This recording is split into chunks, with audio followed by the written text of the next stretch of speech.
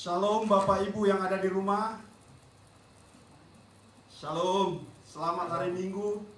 Selamat kita beribadah kepada Tuhan. Haleluya. Hari ini kita akan sama-sama mendengarkan kebenaran firman Tuhan. Hari ini kita akan belajar bersama-sama menjelang setelah Paskah. Kita menantikan ya peringatan ketuangan Roh Kudus, yaitu hari yang ke-50, di mana saat ini sedang kita peringati. Sebentar lagi kita akan merayakan Pentakosta, hari ke-50. Kita akan baca, sebelum lebih jauh kita akan baca bersama, yaitu di dalam Kisah Rasul pasal yang keempat. Kalau Bapak Ibu di rumah ada Alkitab boleh dibuka, kemudian kalau ada di iPad atau handphonenya bisa dibuka ke Kisah Rasul pasal yang keempat, ayat 23 sampai 37. Kisah Rasul 4 ayat 23 sampai 37 kita akan baca bersama. Judulnya itu Doa Jemaat. Kisah Rasul pasal 4 ayat 23. Sesudah dilepaskan, pergilah Petrus dan Yohanes kepada teman-teman mereka. Lalu mereka menceritakan segala sesuatu yang dikatakan imam-imam, kepala dan tua-tua kepada mereka. Ketika teman-teman mereka mendengar hal itu, berserulah mereka bersama-sama kepada Allah, katanya, "Ya Tuhan, Engkaulah yang menjadikan langit dan bumi, laut dan segala isinya. Dan oleh Roh Kudus dengan perantaraan hamba-Mu Daud, Bapa kami, Engkau telah berfirman, mengapa rusuh bangsa-bangsa, mengapa suku-suku bangsa mereka perkara yang sia-sia? Raja-raja dunia bersiap-siap dan para pembesar berkumpul untuk melawan Tuhan dan yang diurapinya." Ayat 27. "Sebab sesungguhnya telah berkumpul di dalam kota ini Herodes dan Pontius Pilatus beserta bangsa-bangsa dan suku-suku bangsa Israel melawan Yesus hamba-Mu yang kudus, yang Engkau urapi, untuk melaksanakan segala sesuatu yang telah Engkau tentukan dari semula oleh kuasa dan kehendak-Mu." Ayat 29. "Dan sekarang ya Tuhan, lihatlah bagaimana mereka mengancam kami, dan berikanlah kepada hamba-hamba-Mu keberanian untuk memberitakan firman-Mu. Ulurkanlah tangan-Mu untuk menyembuhkan orang, dan adakanlah tanda-tanda dan mujizat-mujizat oleh nama Yesus hamba-Mu yang kudus. Dan ketika mereka sedang berdoa, goyanglah tempat mereka berkumpul itu, dan mereka semua penuh dengan Roh Kudus. Lalu mereka memberitakan firman Allah dengan berani." Ayat 32. "Adapun kumpulan orang yang telah percaya itu, mereka sehati dan sejiwa, dan tidak seorang pun yang berkata bahwa sesuatu dari kepunyaannya adalah miliknya sendiri, tetapi segala sesuatu adalah kepunyaan mereka bersama." Ayat 33. "Dan dengan kuasa yang besar rasul-rasul memberi kesaksian tentang kebangkitan Tuhan Yesus, dan mereka semua hidup dalam kasih karunia yang melimpah-limpah." Ayat 34. "Sebab tidak ada seorang pun yang berkekurangan di antara mereka, karena semua orang yang mempunyai tanah atau rumah menjual kepunyaannya itu, dan hasil penjualannya itu mereka bawa, dan mereka meletakkan di depan kaki rasul-rasul, lalu dibagi-bagikan kepada setiap orang sesuai dengan keperluannya. Demikian pula dengan Yusuf yang oleh rasul-rasul disebut Barnabas, artinya anak penghiburan seorang Lewi dari Siprus." Ayat yang 37. "Ia menjual ladang miliknya, lalu membawa uangnya itu dan meletakkannya di depan kaki rasul-rasul." Luar biasa. Kebenaran firman Tuhan hari ini kembali mengingatkan kita bagaimana gereja pada awal gereja dimulai, gereja perjanjian baru, di mana gereja yang pertama, bagaimana murid-murid Tuhan Yesus diperlengkapi dengan kuasa setelah kebangkitan Yesus 50 hari kemudian. Hari Pentakosta datang, di mana hari Pentakosta adalah kejadian pencurahan Roh Kudus kepada murid-muridnya seperti yang dijanjikan oleh Yesus.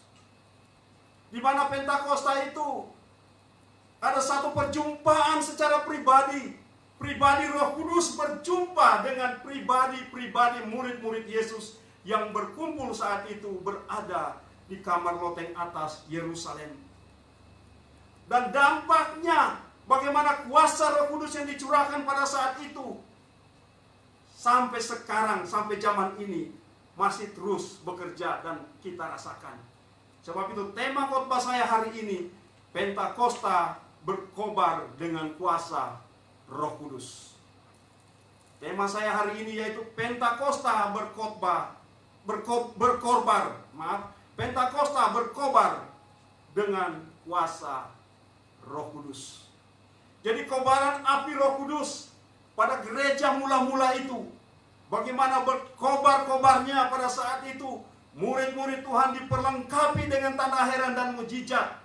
Di dalam pelayanan mereka ada satu hal yang radikal sekali terjadi, di mana murid-murid Tuhan ketika Yesus ditangkap, mereka sempat menolak Yesus. Mereka sempat seolah-olah tidak kenal Yesus, sebagaimana Petrus.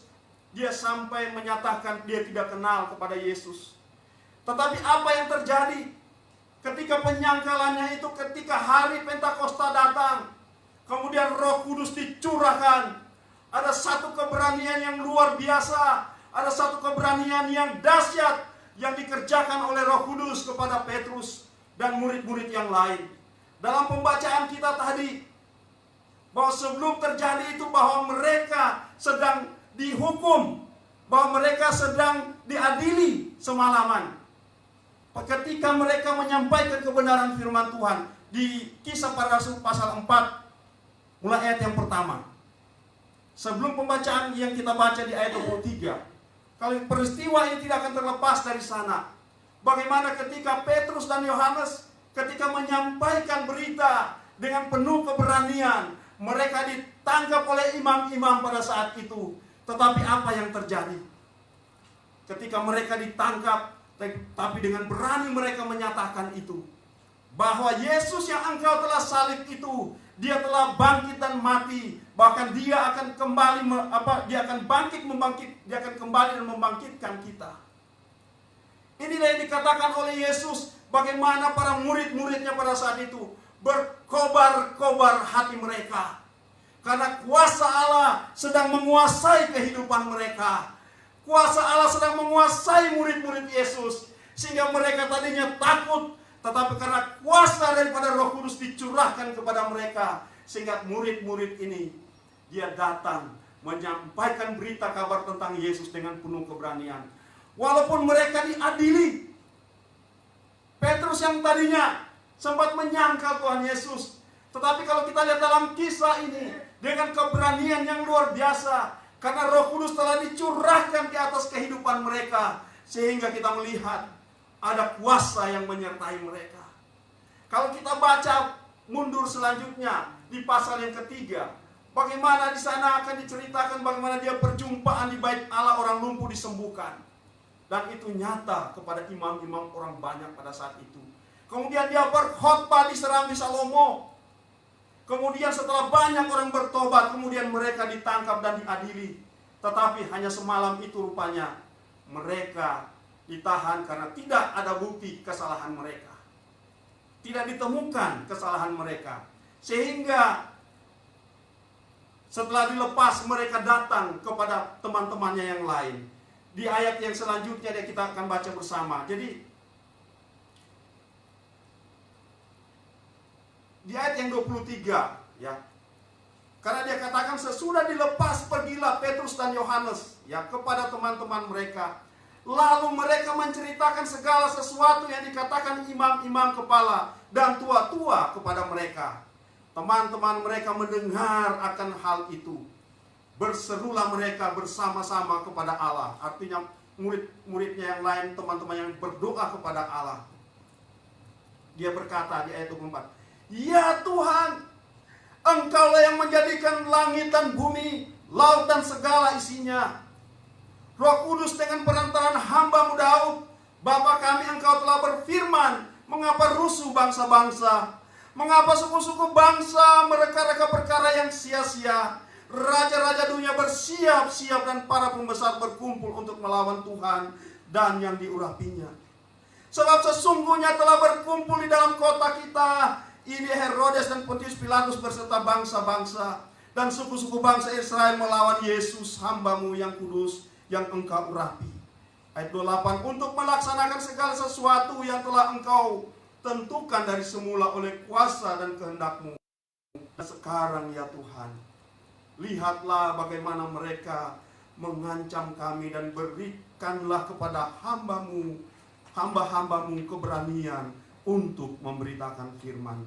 Ayat 30 dia berdoa, ulurkanlah tangan-Mu untuk menyembuhkan orang dan mujizat-mujizat oleh nama Yesus hamba-Mu yang kudus. Hati mereka berkobar-kobar. Jadi di sini kita akan lihat manfaat daripada Roh Kudus bagi orang percaya. Yang pertama, berkobar hati mereka, yaitu berkobar dalam doa. Ketika mereka mendengar akan bagaimana penderitaan yang dialami, pengadilan dialami kepada murid-muridnya Petrus dan Yohanes. Kemudian diceritakannya masalah mereka. Tetapi mereka berdoa kepada Tuhan. Makanya dalam judulnya doa jemaat bagi kedua hamba Tuhan ini. Mereka berdoa supaya biarlah Roh Kudus menguasai mereka. Biarlah ada kuasa, supaya ada penyataan kuasa dan mujizat terjadi dalam pelayanan mereka. Jadi di sini mereka berdoa. Artinya doa adalah nafas kehidupan. Bagi kita orang-orang yang percaya, doa ini merupakan alat komunikasi kita kepada Tuhan. Sebagaimana dikatakan bahwa dalam pujian dia hanya sejauh doa. Jadi di sini kita Pentakosta berkobar-kobar oleh kuasa. Jadi kita di sini berkobar-kobar dalam doa kepada Tuhan. Sebagaimana murid-murid daripada Tuhan ini. Mengapa mereka berkobar-kobar berdoa kepada Tuhan?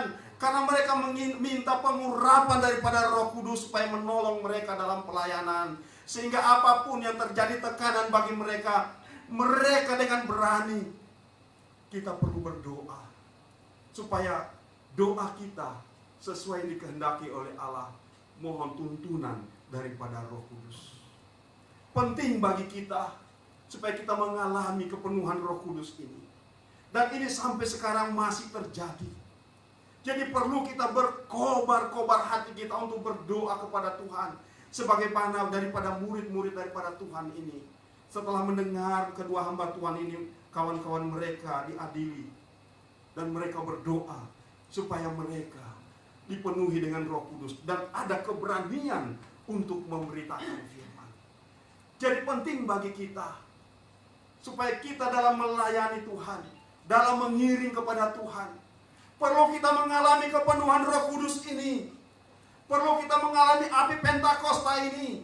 Perlu hati kita berkobar-kobar di hari Pentakosta ini.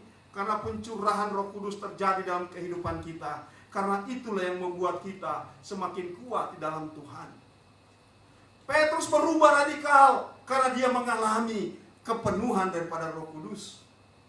Pencurahan daripada Roh Kudus terjadi kepada pribadi daripada murid-murid daripada Tuhan, termasuk Petrus. Sehingga mereka dengan berani. Tadinya mereka takut. Walaupun Petrus 3,5 tahun bersama-sama kuliah bersama-sama Tuhan Yesus. Petrus mengalami perjalanan di atas air. Dia berjalan di atas air. Kemudian dia mengalami mujizat memberi makan 5.000 orang. Petrus juga ada di sana. Tetapi apa yang terjadi ternyata tidak cukup mujizat-mujizat itu. Tidak cukup membuat Petrus meyakinkan bahwa Yesus itu adalah Tuhan. Ternyata akhirnya dia ragu. Walaupun dia mengalami sendiri, tetapi karena dia penuh dengan Roh Kudus. Dan akhirnya yang terjadi kepada dia, yaitu ada satu pemahaman yang luar biasa dengan keberanian. Karena dia penuh dengan Roh Kudus.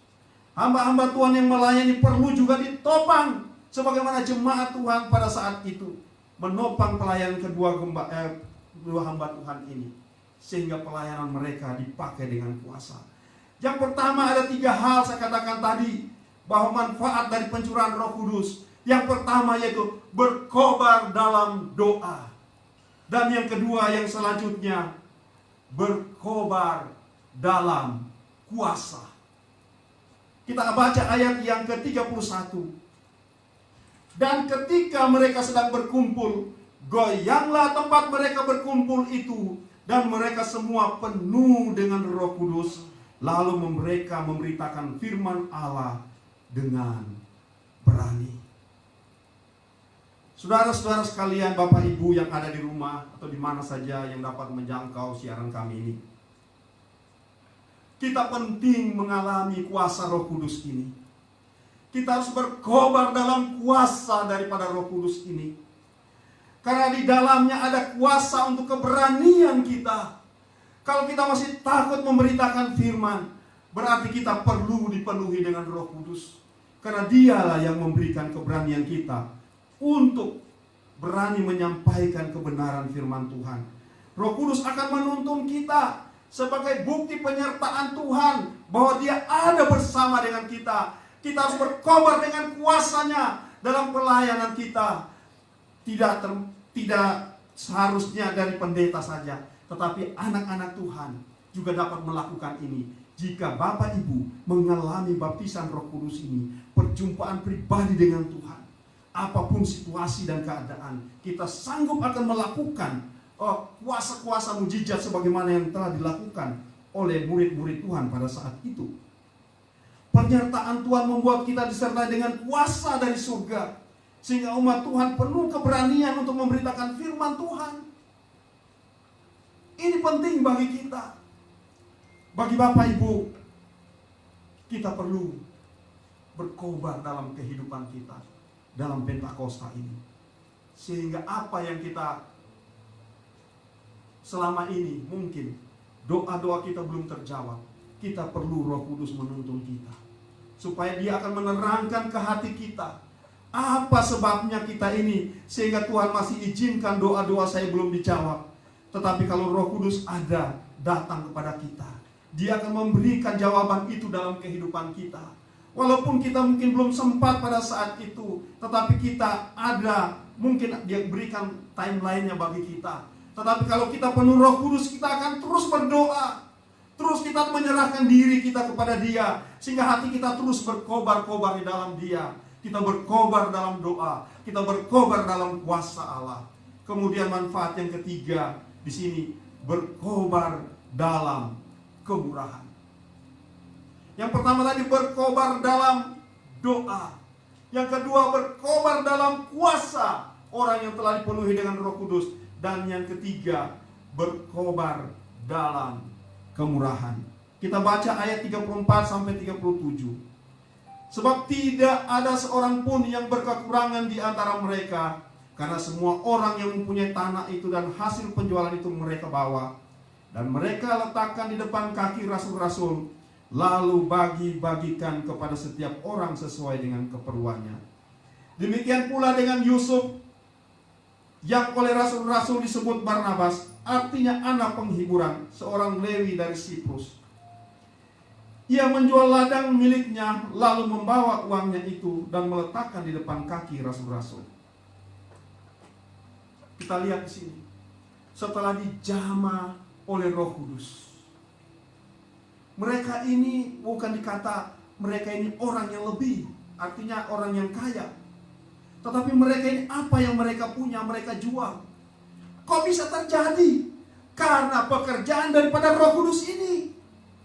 Karena Roh Kudus telah menjamah hati mereka, sehingga mereka mau menjual ladang mereka dan membagi-bagikan. Bukan berarti saya katakan setelah dengan khotbah ini Bapak Ibu jual semua hartanya ya. Puji Tuhan, kalau jual lantas kita bagi-bagikan bagi orang saat ini. Memang banyak orang membutuhkan dengan virus corona ini. Banyak orang-orang yang terpapar, bukan hanya terpapar dengan penyakit, tapi ternyata terpapar dengan ekonomi. Jadi perlu di sini kita dikuasai oleh Roh Kudus, yaitu berkobar dalam kemurahan.